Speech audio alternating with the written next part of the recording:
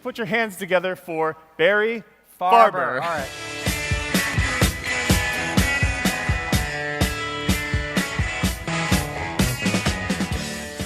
Hello, Valpak. Do you know the 2 keys to success in sales? The 2 keys. Show up. The key to success is listening, asking questions. That's what we're going to talk about today, about discovery, about getting beneath the surface, about learning about your customer. But I still believe the most omnipotent, powerful factor in sales is confidence. Confidence that you love what you do, you're passionate, you believe in it, you know there's value there because the customer picks up on that. But take a look at this. Yes, life is a survey.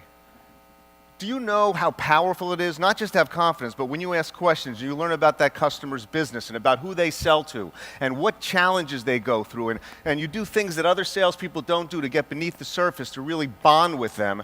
That's what builds a business. Confidence is great, but listening, asking questions, learning, not just builds a business, but saves marriages.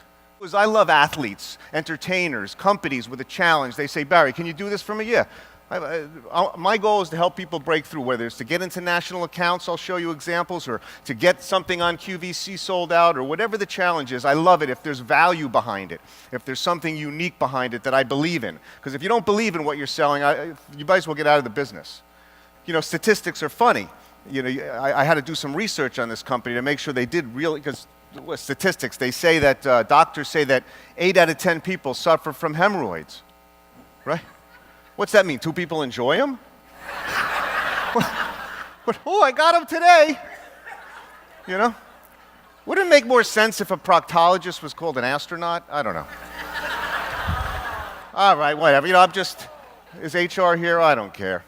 I met a guy who invented a patent for a pen, and it was just on paper, and we took it, we made it. Long story short, I never got more rejection on a product in my life. It's a novelty, it won't work. You have the pen, I think. It's on your seat. Everybody knows how to work it. That was the biggest obstacle in the first place. Nobody knew how to work it. You open it up, you snap it together, right? And you can snap it. See how it snaps? You know how you get stressed out sometimes in sales? We all, like, see a snap? You can snap it like bubble wrap. Just keep snapping it. Has some, use other than writing. Well, I got a lot of rejection on this, but I never gave up. I believed there was something with branding on this and whatever. So I went to QVC with a metal version, something where you pop up and you open it. It's nice and gold and silver. And they rejected me, 2 buyers. They said, pens don't work on QVC. I finally got a buyer on the phone. I said, I'll tell you what, I'll walk home from Pennsylvania if we don't sell out. She goes, what? So I had a meeting with her. 5 minutes. That's what they give you in this little room. 5 minutes, come in, have a cup of coffee, show me your product. So here's a question I think everybody should ask when you get back. The question is the answer, number 4. Ready? This is what I asked her when I sat down. I had the pen. Before I even pulled the pen out, I didn't want to show her anything. I said, let me ask you a question. What are the 3 most critical things you look for when you invest in a product to go on QVC and do the dollars per minute that you think are successful? What's the wow factor? Can you wow people with something in a second on TV? Okay, is it unique and different? Okay, is it demonstrable? Can you demonstrate it? She started telling me all these things. She started telling me all about QVC and what sells, what doesn't. Because she was passionate about what she knew, what works and what didn't. And I would say, and this really worked when you wow factor. Wow factor, yeah, like for example, and then she'd show me products and give me examples. Well, we got it on QVC, sold out in less than 4 minutes. But I'll never forget the fact that that is the best question to ask anybody, and publishers. When what are the 3 top reasons you look for an author to come in here to sign a book with a heavy advance? What are the key things you look for? Platform, content, richness. Pull me in real quick. They start. What's Valpak ask? What are the 3 most important things you look for in an advertising firm or a company that's going to pull in customers for you? What are the 3 keys you look for? Number 6, catch a passion to connect. William Danforth is the founder of Ralston Purina. Have you ever heard of the company? Okay. Well, years ago in the 1920s, he wrote a book called I Dare You. One of the most amazing books I ever read. It's like really thin and really fast, sold millions of copies. But he was passionate about helping people who either weren't financially well or had disabilities, whatever it might be, and he believed in them and turned them around.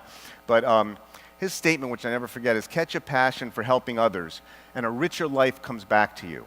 When your whole goal, sole purpose on that first sales call is to understand your customer and really understand what they're about, it just comes through in everything when you sit down, and that's your goal. And we're going to talk about a few more things that get underneath the surface.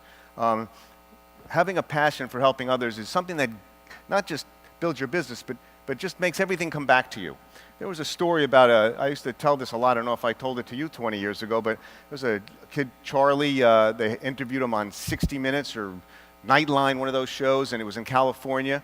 And I see some people nodding their head. You might have remembered he had a rare form of thyroid cancer. He was 8 years old, and they were interviewing him, and his mother said that what he does is he buys, with his allowance, he goes and buys toys at the toy store and hands them out to all the kids in the cancer ward, right? And I was amazed at that. You know, here's an 8-year-old doing this with his allowance, and he's got the rare form of it. And so the reporter asked the child, he said, "Why do you do that, Charlie?" And you know what his answer was? "Because it makes me feel good." That's what his answer was. That's what it should be. You know, and the doctor said he'd die in 6 months. He lived till he was 12 years old, 6 years further. He went into remission, and he lived that long. There's something about when you know, unselfishly working with a client and you do something, whether it's maybe helping their kid get a job somewhere, connecting them to somebody. There's a million things you can do that have nothing to do with what you sell that build you a relationship that doesn't matter, where it takes price out of the equation sooner or later because they're buying you. They trust you and your recommendation.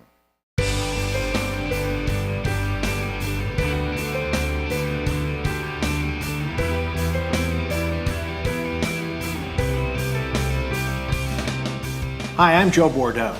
When I reflect back on a business career that now goes back more than 4 decades, I have to say that I have come in contact with hundreds of folks in the sales business, sales leadership, personal achievement, that sort of thing, as the president of Valpak and as an entrepreneur myself. And I would have to say that Barry Farber is at the top of the heap. When I think of words that describe Barry the best, I would have to say he walks the walk. And I think if you talk to me or anybody else he's ever done business with, you are likely to hear that Barry is a guy who under-promises and over-delivers every time. Not just some of the time, but every time. If you have an opportunity to do business with Barry Farber, you ought to take advantage of that opportunity. Thanks. Hi, I'm Mike Leatherman, Vice President of Operations for Entrepreneur Magazine, and we've hosted about 200 different conferences over the country over the last 20 years, and I've enlisted Barry Farber's help in presenting sales techniques and tips in about 15 or 20 different cities. His connection with the audience is something I don't see very often. He provides practical advice and simple tips, all with an element of humor to keep the audience engaged. Barry is an entrepreneur who lives what he talks about every day, and that's why small business owners respect his advice, and why I will continue to utilize his talents and expertise.